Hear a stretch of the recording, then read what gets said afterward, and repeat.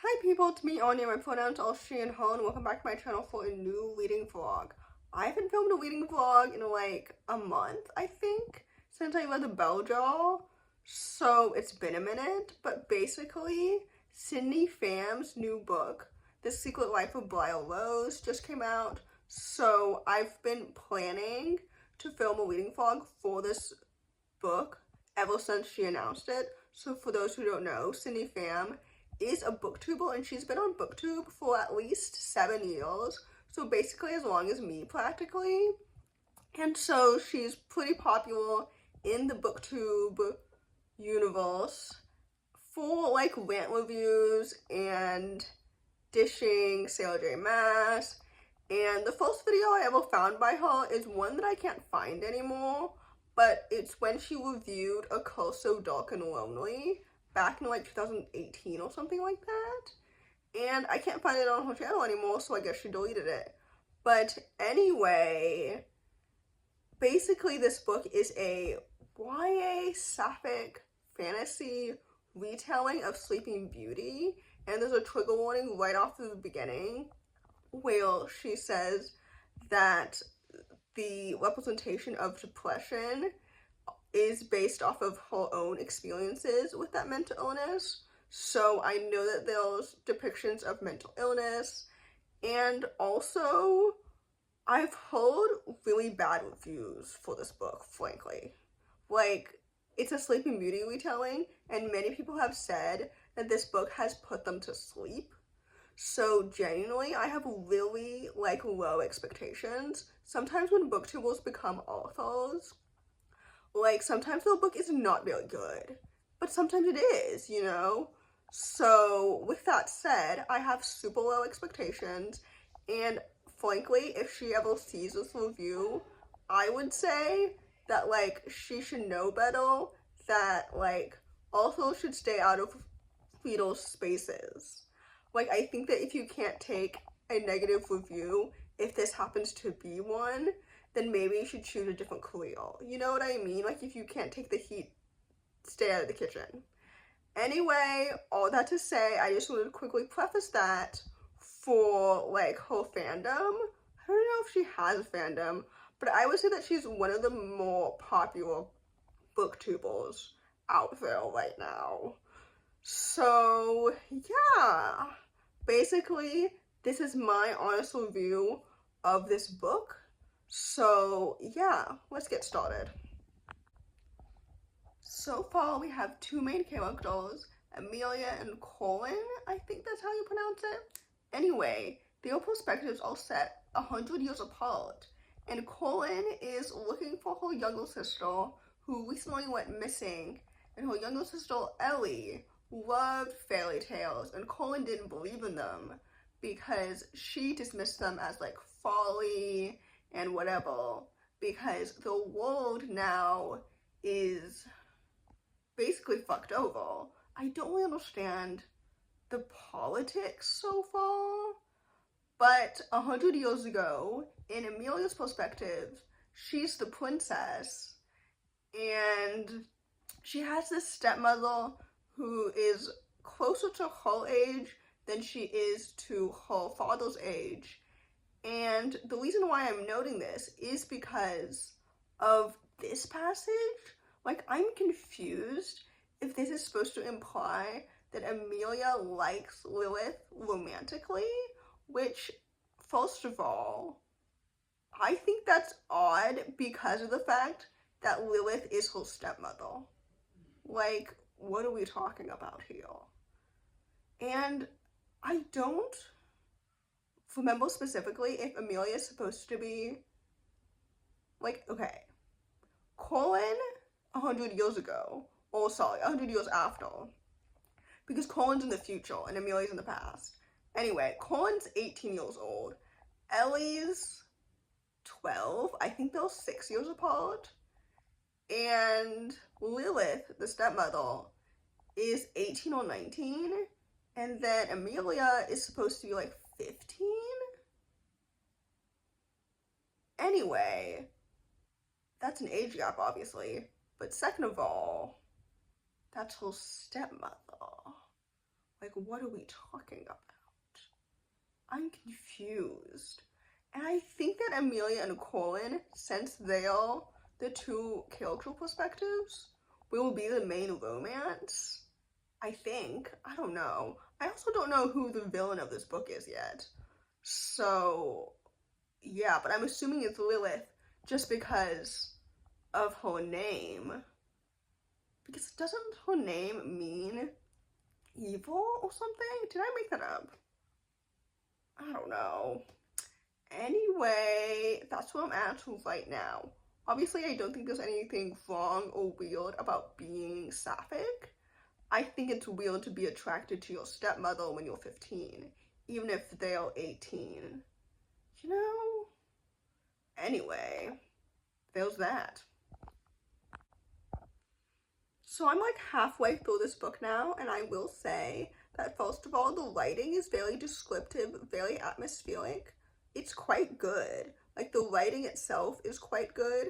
The characters, Ellie and Colin, give very much Jinx and Vi from Arcane. If you know, you know. I like Briar, kind of, but she's very underdeveloped right now in the present timeline. As Briar, not as Amelia, you know? So I feel like I can't tell if I know exactly what will happen next to Amelia in a whole timeline, or if there's more to discover. You know, because, like, I kind of know what will happen to her based on what has happened to Briar and the stuff that Colin and Ellie know about Amelia's life from 100 years ago. But because, like, then I would say that, like, what's the point of Amelia's perspective if I already know what's going to happen?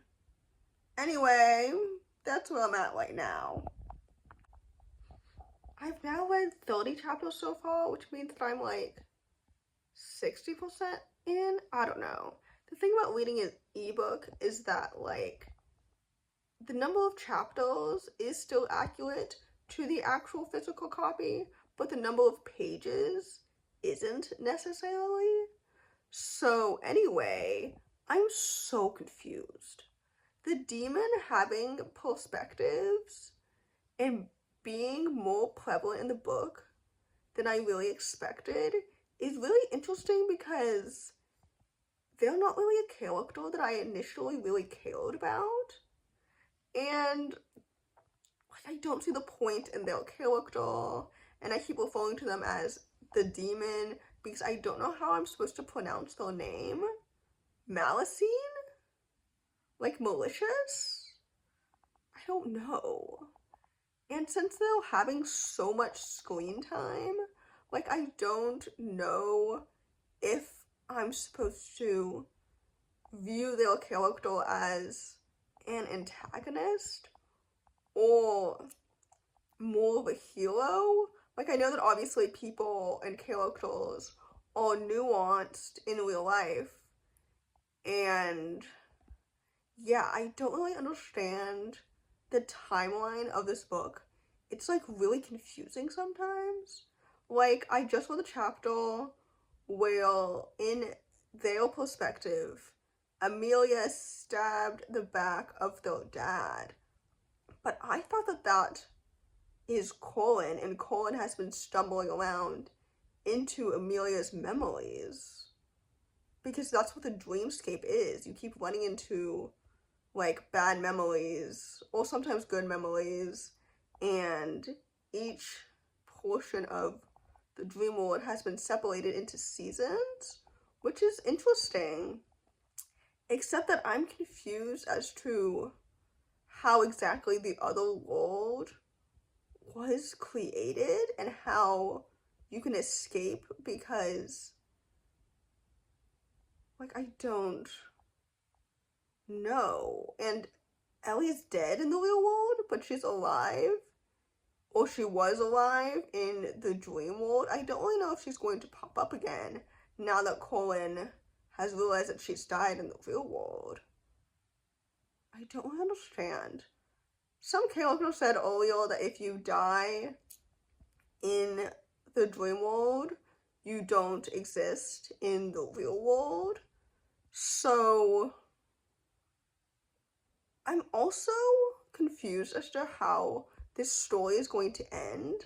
Sometimes when I'm reading a YA fantasy, especially when I'm reading a standalone, I have an inkling as to where the plot is going to go next, but I don't know. As for the sapphic romance, there's been like no development in that area, so I don't really know. And I don't even know if Colin is even sapphic. Like, it's been established that Amelia is sapphic because of what I said earlier when she was younger. And now, in this current timeline, I think that Briar and Colin are the same age. So, that's great.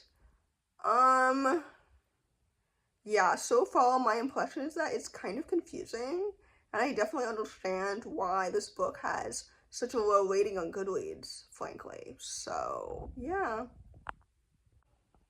So I've now finished the book and I can fully wrap my head around it.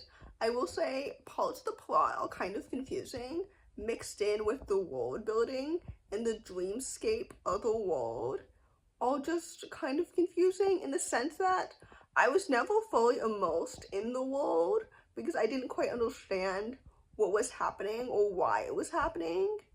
And as for the sapphic romance, I don't really think they have much chemistry beyond the trauma.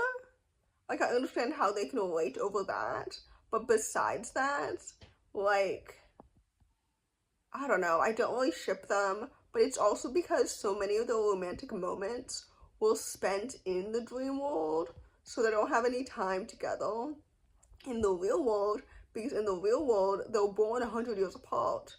So, yeah, I don't really love the dual timeline in the end. I don't know. Speaking of the ending, I liked the ending, and I liked how, like, Colin, is it pronounced Colleen? I don't know. Like, Colleen Bailey Ray, like the singer.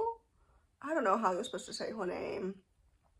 Anyway, I obviously like how she got to reunite with her family, but I don't like how what happened to her in the dream world she perceives as a dream, and she doesn't fully remember like the minutiae of everything, because that kind of erases her sapphic romance with Amelia, you know?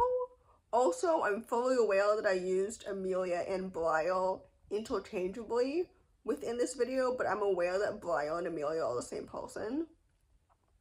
As for Amelia, I said earlier that she felt underdeveloped compared to Colleen, and I kind of still agree with that, even at the end. I do appreciate also the depiction of depression and mental health and like all of that. I thought that that was portrayed really well in both of the characters. I said earlier that the plot and the world building were kind of confusing, and the world building was never fully immersive and magical. I don't really know if that's on purpose because of the Wonderland-esque vibes and the lack of, I don't know, rules. I don't know. Anyway, I rated this book 3 stars. I don't really think that it's super amazing or anything like that. And would I ever read more by the author in the future? I don't know. Maybe, maybe not. I don't really know. So, yeah. I did say earlier that I did love her writing, and that is still true. Like, her writing is very descriptive. Could have been atmospheric if the world building wasn't so confusing. I don't know if that makes any sense. Anyway, I rated this book 3 stars, so take that as you will. So in conclusion, I would say that like the sapphic romance, which is probably the biggest draw for this book, aside from the fact that the author already has an established YouTube audience, is probably the biggest flaw about this book, because truly, they don't have a lot of chemistry or really development. And like I mentioned earlier, Amelia having a crush on her stepmother is so weird to me. Why was that in the story? There are so many other ways you can show that your main character is a lesbian. Like, I don't understand why that was there. Speaking of her stepmother, like, the relationship between her stepmother and the guy that Amelia ended up being engaged to, like, them knowing each other prior to the engagement felt unnecessary to me too. Like, we already know that the guy that she's engaged to is a villain because, like, she's gay. Second of all, I guess it gave us a reason to villainize the stepmother too, but, like, I don't know, some of these pieces did not fit together as well as maybe they were planned to, if that makes any sense. Like I said earlier, the world building felt confusing, and I didn't really like the ending because why was it all a dream?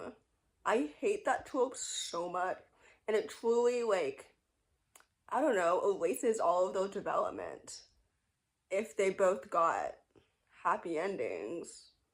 Like, what was the point of the depiction of mental health if their mental health doesn't exist in the real world? Or it kind of does in Colleen's timeline, but not really for Amelia in her real world. I don't know. Anyway, all that to say, I rated this book 3 stars. Again, if the author happens to stumble upon my bad review, I hope that she doesn't, because again, authors should stay out of little spaces. And I know that my negative review is not the only one that exists. So, yeah, I would say that if you're a fan of the YouTuber and you have high expectations because of your parasocial relationship with them, I would lower your expectations immediately. So, yeah, there's that. That's my honest review. Yeah, anyway, in conclusion, I rated this book 3 stars. Like I mentioned before, I didn't really have high expectations, honestly, so I can't say that this book disappointed me. So anyway, in conclusion, if you enjoyed this video, please don't hesitate to give it a big thumbs up. Comment down below the failure emoji if you made it all the way to the end of the video. Thanks for watching. Subscribe to my channel if you're new, and I'll see you in my next video. Bye.